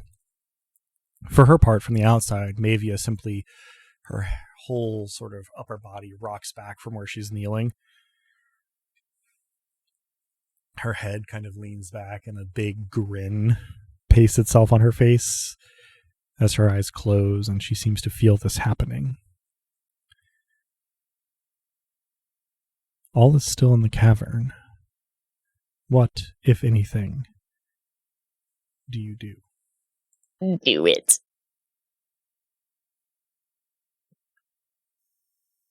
Do it. I take the knife. Oh. You advance on the well without hesitation. Nothing stops you. You're not rushing. But you are kind of expecting something to get into your way.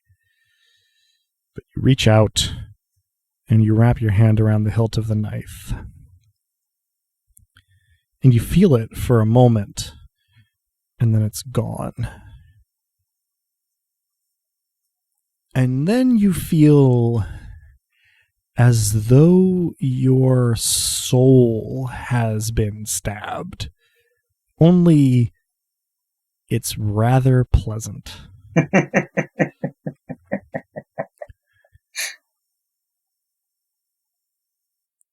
And Mavia, when you open your eyes,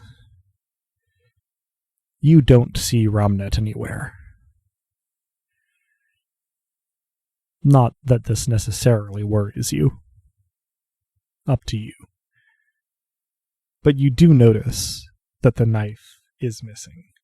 Only the goblet and the obscured one remain. And as you watch, they fade back into the obsidian darkness of the well. Leorian, the acolyte leads you to a grand manor, and by the time you arrive there, some 2 or 3 minutes after your departure from the square, if that, you realize that you are not going to get any conversation from Timothy ?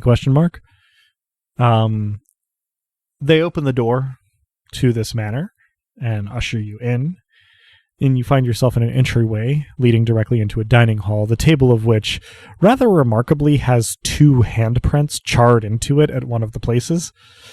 That is not something you've seen before.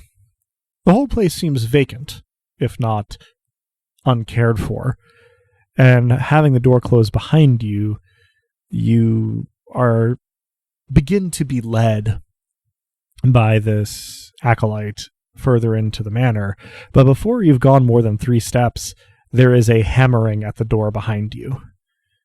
The acolyte seems to take no notice. Is that should you? I'll get it. I'll get it. It's fine. I turn around and I open the door. You open the door, and standing there is a woman with dark skin and fair hair and all black eyes. She's a relatively imposing figure, though not so imposing as Mavia, and she looks very disheveled. And she looks at you and sort of steps back once and says, "Oh, you're not... Sorry, I thought that you were someone else. Sorry. Who are you?" Leorian, just a guest, humble traveler here with the Furious Queen and the Smoky Gentleman. I didn't mean, should I not have answered the door? I can go back inside. Shakes her head, although seemingly more to clear it than to negate anything you've said. And she says, "Oh, of course, sure." She bows briefly, just a bob of the head, and says, "I'll come back once the, Smoky Gentleman, Ramnet, the prophet, once he's back. I have questions."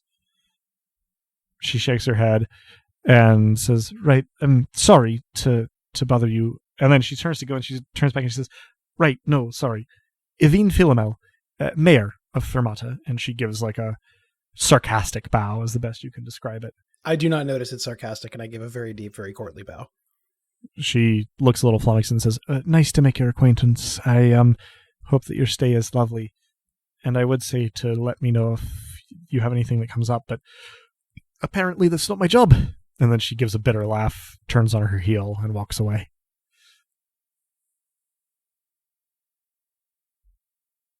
Is the Timothy still there? Can I ask him, pepper him with questions he probably won't answer about how government works around here? You certainly can. The acolyte will not respond. Instead, I decide the music is the universal language, and I start singing him a song about the mayor of an ancient city to see if that'll get the point across better. The acolyte ignores you while leading you to a very nicely appointed room with a massive bed made of obsidian that has blankets but no mattress. I sing to them the entire way to the room, and then I sit on the very hard bed and keep singing well after I'm sure they're out of earshot. Mavia, you open your eyes in the heart of the chancel.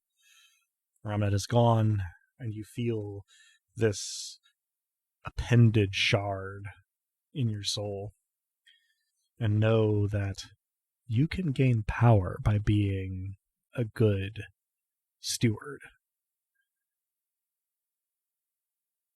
You rise from your knees, and you look over, and the venomous head of the carved snake is in an almost triumphant rearing pose.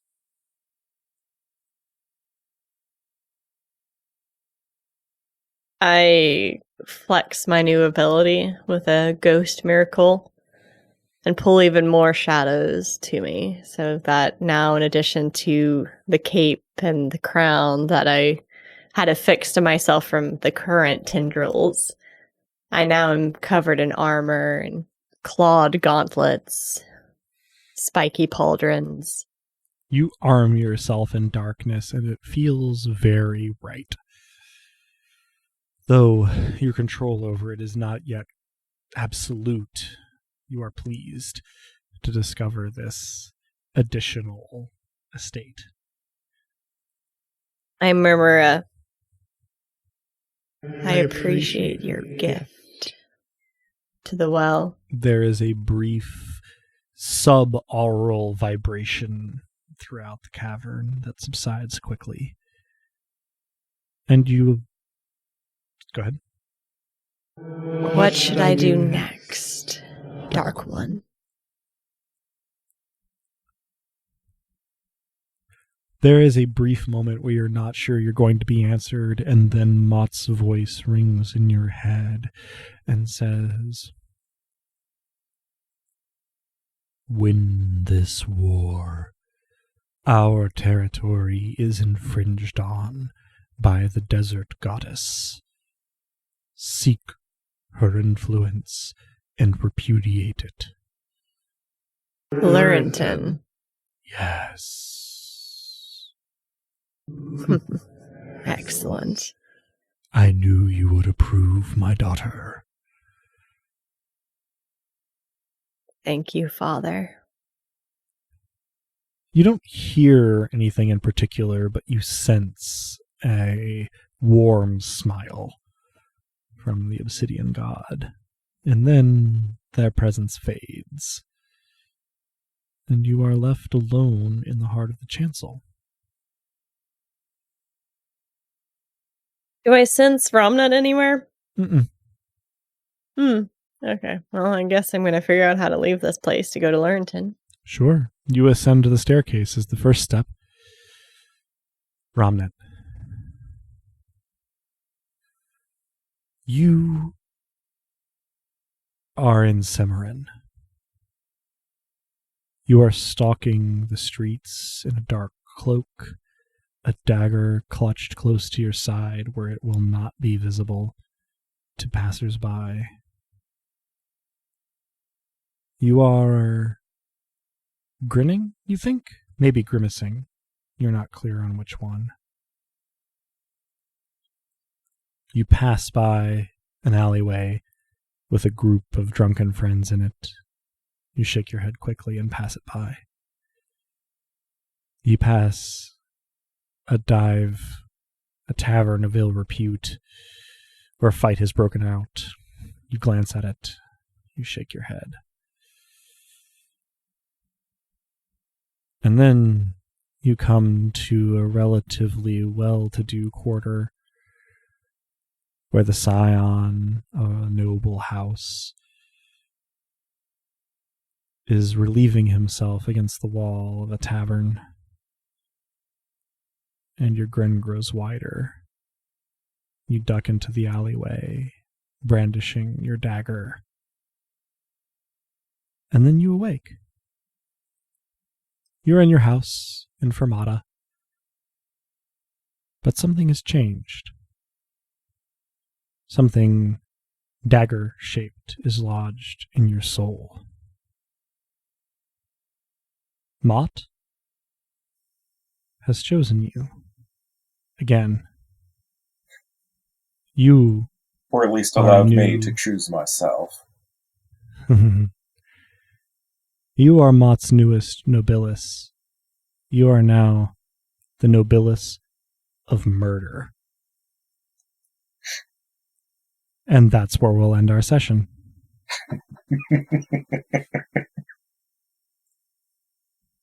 I will only note that I'm still singing. I was kind of expecting you to go for the dagger, Robin. Mm-hmm. I considered it, but then I decided that I've never, even though maybe it causes violence everywhere, it's not that she's particularly murderous so much as intent on freeing.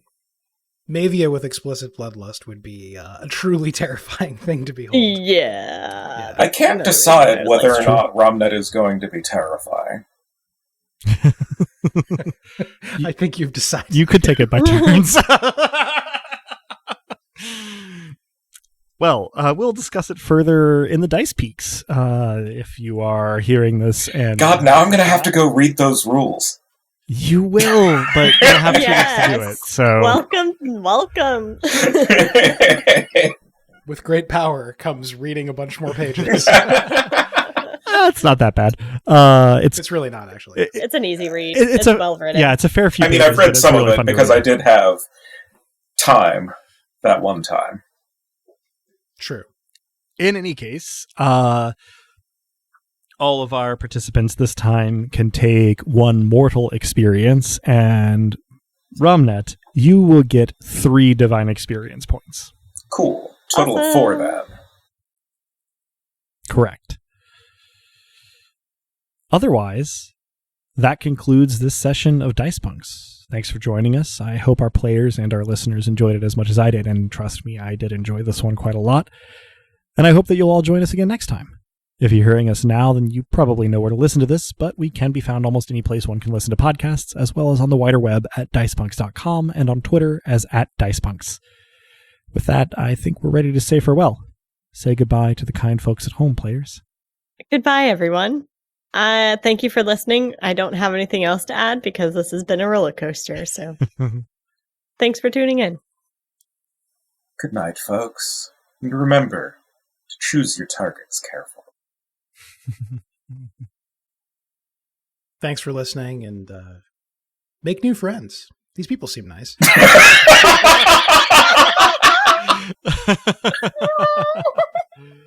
Oh, man. Thanks for listening, and as the poet once said, crying doesn't help anymore, so what can I do? Torn in pieces is my heart. I don't know where to go.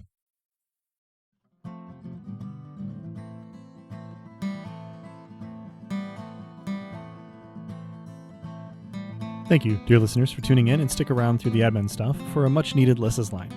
The songs in this episode, Theme of the Dice Punks and its acoustic version, were written and recorded by the Baron of Tempo in his element, Drew.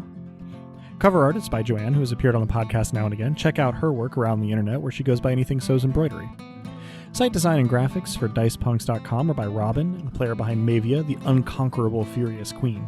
Rain and the one-roll engine it runs on were created by Greg Stolze, whose work can be found in a frankly astonishing number of cool places, but check out gregstolze.com. Nobilis was created by Jenna Caterin Moran, who can be found alongside much of her other really intriguing work, both in and outside of tabletop role-playing, at afarandsunlessland.wordpress.com. Links to both systems and authors can be found on the Punk Grimoire section of our website, dicepunks.com. Thank you so much for listening. If you liked what you heard, well, that's reward enough on its own, really, but if you're so inclined, you can help us out by rating and reviewing us wherever you listen to us, telling your friends who you think would like us to give us a listen, and even by heading over to our Patreon at patreon.com/dicepunks. We have fun rewards available there to backers, including a patron-only Discord and access to the Dice Peaks after show for episodes 1 and following. Regardless, we hope you'll tune in again, and until then, remember, subtlety is for cowards.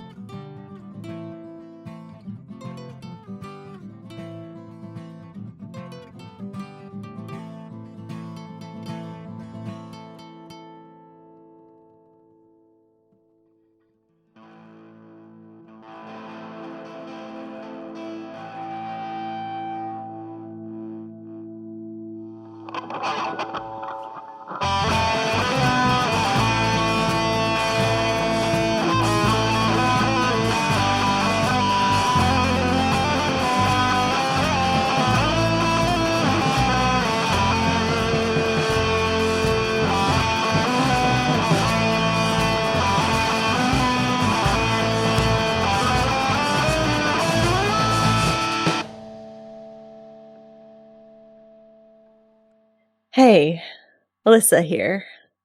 Things are a little, stressful right now, so I wanted to take this time to check in with you, listener. Unclench your jaw, let your tongue relax in your mouth. Check in with yourself. Are you holding tension in any unnecessary muscles? Go ahead and let those muscles relax. Imagine large, miraculous hands needing that tension right out of you if it's necessary. Good. There you go. If it's safe to do so, close your eyes and breathe with me a moment. Inhale through your nose. And exhale through your mouth. Keep breathing. And follow the air as it enters your lungs and leaves. Feeling better? Me too. And times like this, it's important that you not forget to breathe. And believe me, listener, it's hard for me too, because you're constantly taking my breath away.